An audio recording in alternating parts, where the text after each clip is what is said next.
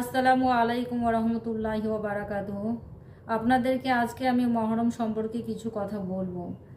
Islamic ক্যালেন্ডারে প্রথম মাস হলো মহরম।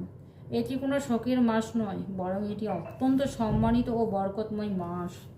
তবে মহরমের 10 তারিখে আশুরার দিনে কারবালার প্রান্তরে হজরত মুহাম্মদ সাল্লাল্লাহু আলাইহি ওয়াসাল্লাম এর দৌহিত্র হজরত ইমাম হুসাইন রাদিয়াল্লাহু আনহু অন্যায়ের প্রতিবাদ করতে গিয়ে নির্মমভাবে শাহাদাত বরণ করেন। আর অনেকে আশুরার দিনটি চরম শোকের দিন হিসেবে পালন করেন। এই দিন তারা তাজিয়া মিছিল বের করেন। এই দিনেই আল্লাহ তাআলা হযরত মুসা আলাইহিসসালাম এবং বনি ইসরাইলকে মিশরের অত্যাচারী শাসক ফিরআউনের হাত থেকে মুক্তি দিয়েছিলেন।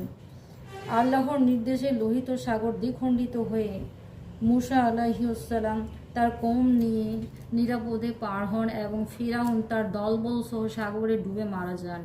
কৃতজ্ঞতার স্বরূপ এই দিনে মুসা আলাইহিসসালাম রোজা রাখতেন।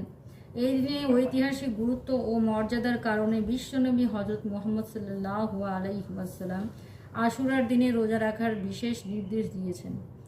হাদিস অনুযায়ী আশুরার দিন 10 মুহররম এবং তার আগে বা পরে মিলিয়ে মোট 2টি রোজা রাখার সুন্নত। এর মাধ্যমে আগের বছরে গুনাহ মাফ হয় বলে হাদিসে বর্ণনা করা হয়েছে। অতএব আমাদের সবাইকে নবীজির সুন্নাহর পথে চলার তৌফিক দান করুন। আমিন।